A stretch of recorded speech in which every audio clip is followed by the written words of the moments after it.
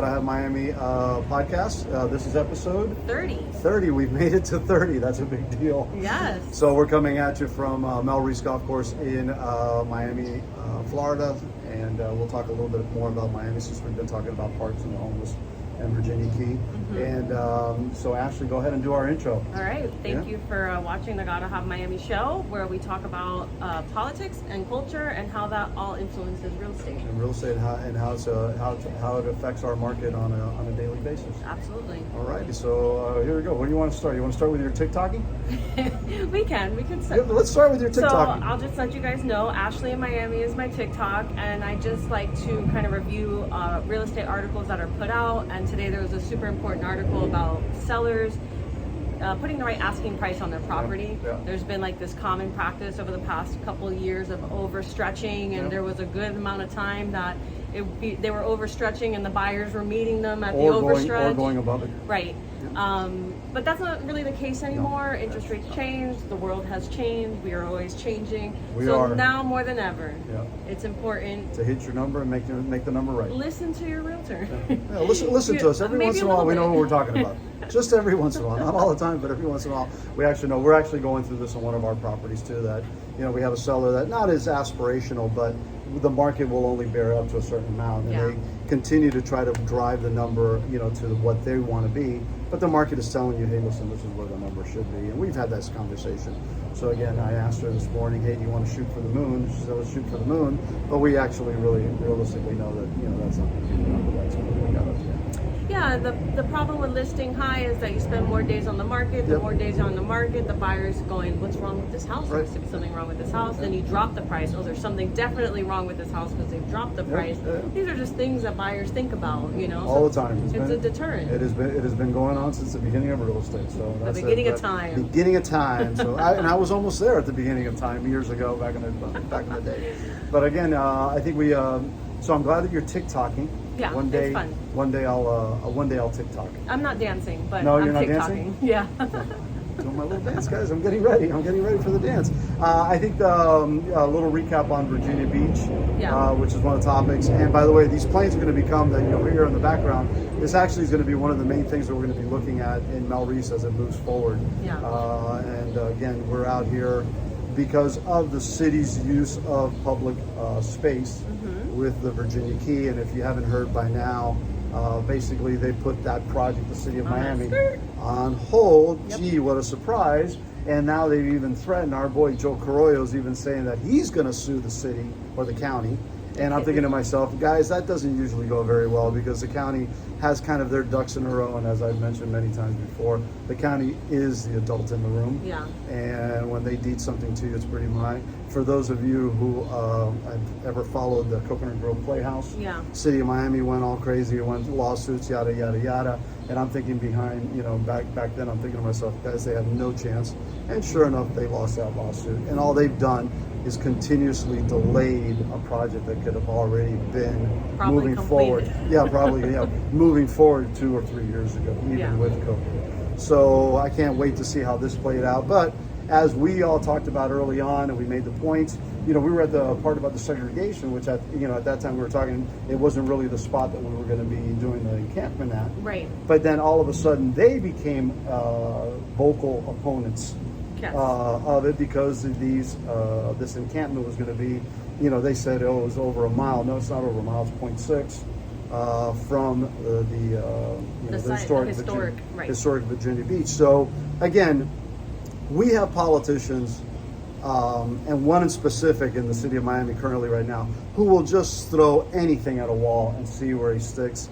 And he's been after Melreese Golf Course since the early 90s. And he finally got the cronies and everybody involved, and he was able to move his levers, and he got this thing on a ballot.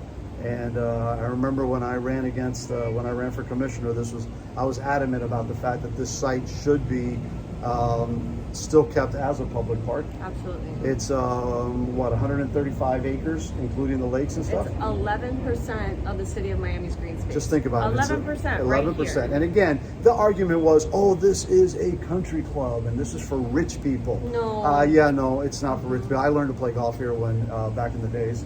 and it's open to the public. Anybody can come out here and play. Yep. And it's, you know, one of these things that's maintained very well. And one of the other interesting parts was the city actually allowed the operators, which is Charlie DeLuca, to actually expand this and make this into a park. They met all the DERM requirements. They can maintain the DERM requirements to keep everything going. And I think at the end of the day, they run the right operation. Yet the city just sold out, because they did. They sold out to a very prominent individual in the city of Miami who has deep pockets to finance your political campaigns. And whatever any politicians out there, any would-be politicians, you want to make sure that this operator is on your side, because you're going to get a lot of money. What's that rule? The golden rule? The golden rule. He who owns the gold makes the rules, and that is for sure. But I think it's a shame. It's such a green space. They have a kids camp where they do golf camps, golf clinics, even throughout the school year on the weekends, and after school programs they have here for the kids. It's a beautiful space. You're right next to the airport. Right. So that brings up a point that you wanted to talk about, is the capacity of the stadium if it were to go here. So a good example, our boy Joe Carollo threw out there that he wanted a 40,000. We talked about this in another podcast, how these things get negotiated right at the table. So he says, we're going to put a 40,000 so that we can entertain UM games. Yeah. So the FAA probably said to him, no, you can't, because you can only go up to a certain height. Right. We know for a fact that a lot of the buildings on the other side of Lejeune, as they've been asking for height variances, they don't get them. They basically, if you ask for 10, you're getting 4. Right. So when you build these stadiums, and you're trying to build these stadiums, I'm sure the FAA, somewhere along the line in Miami-Dade County, is also going to say, hey, what about when you're having an event there? How's that affect? We had another plane go over us. They come over all the time. And how's this going to affect landing? How's this going to affect the lighting? Right. The light shows, laser shows, right. All of these things, and also the height of these buildings. So guess what? About a week ago, the folks that are trying to build this out, and they still have a ways to go to get this built out. Believe me when I say that, because there's already rumors circulating that this is not going to happen, and there's a soccer stadium that may not be happening, and that it's just a retail play, which is what all of us believed in the beginning. But now you're taking a look and saying, okay, this 40,000 is not going to go to a 20,000 stadium. Right. And I think at the end of the day, we're going to just see, what officially plays out as the permitting and all of these things are going through. And if it were to be a smaller stadium, then it's even like more of a waste. Yeah. So where, I'm an optimist, I'll look at the positive side of almost anything, and we put a soccer stadium here and we generate revenue, and it's great and it's fabulous. But if you can't put the 40,000 you were planning on, or you were asked for, right? Yep. Then when you have those big concerts and big games, they're not even going to be at the stadium. No, they're not. They're going to be basically, and again, you have competing factors, and I can bet you that Hard Rock and I call Joe Robbie Stadium back in the day, right, is competing for the same entertainment dollar. Correct. So you're going to see that this is going to be one of the conversations that's going to play out. Yeah. And one of the things that we talked a little bit a few seconds ago is, the folks that operate Melreese Golf Course or International, is that they maintain this into DERM standards, and they've taken care of this golf course. And again, it's a public golf course. Anybody can come out here. The representation of the parkland. And when I ran, one of the main reasons that I was against it is, okay, you've got 135 acres here. Is there a better solution for it? Or can you do something that would be compatible to a parkland? Right. But you've just given up 135 acres to a developer for a 99-year lease.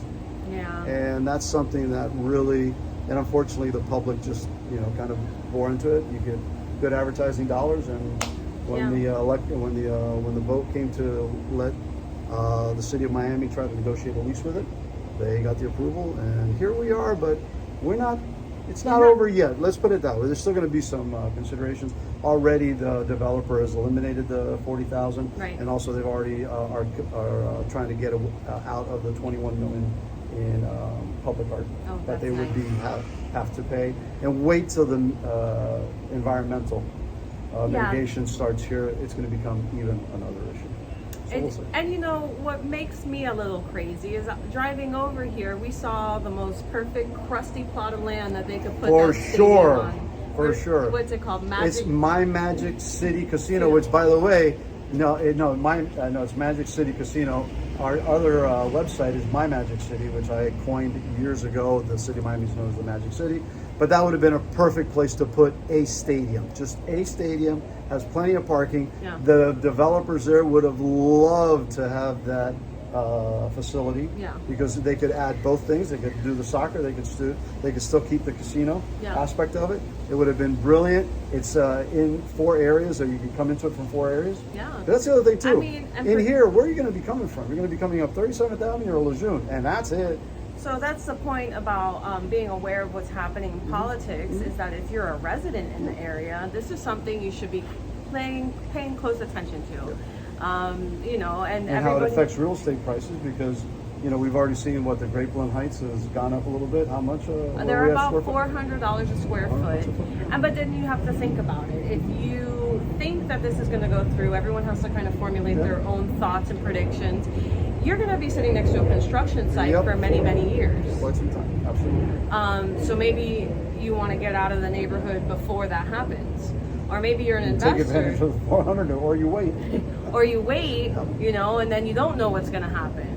Or it all depends, you know. Maybe it does become a stadium and you sit there for the next 10 years and then you have a great rental property or something. Who knows? Everyone has a different plan, but that's why it's important to pay attention. I agree with you. Oh, we also wanted to talk about episode 24. Oh, episode 24. We want to thank everybody, but apparently episode 24, it's us drinking coffee in our office. If you guys like us drinking coffee, let us know. And we'll be drinking coffee all the time for you. We hit a milestone now. Yeah, we hit a milestone. We're almost at 1,000 or at 1,000 views. Don't know why. But the only thing we could predict, we could find, is that we're drinking coffee. We're drinking coffee, and we talk a little bit of politics also. Yeah. So maybe we have to add in the coffee every time. Yeah, there you go. Let us know. Yeah, so let us know. Again, get to us, subscribe, as you like to say. Yes, please subscribe. So please subscribe. Also, reach out to us and give us any kind of questions or any kind of topics that you want us to talk about, and we will be more than happy to get out there and discuss it, and come up with whatever we can come up with. Yes. So. Well, thanks for joining. Everybody, good luck with the back to school chaos, because I know that's starting. Everyone take deep breaths and prepare for traffic. Yeah, it's coming back next week. Next week. I know private schools kind of have a different schedule too, but in general, school is starting. School is starting. So everyone take a deep breath. Yeah, deep breath, woosah, because it's going to get ugly out there. All right. Thanks for watching. All right, thanks, Remember to share. All right, be well.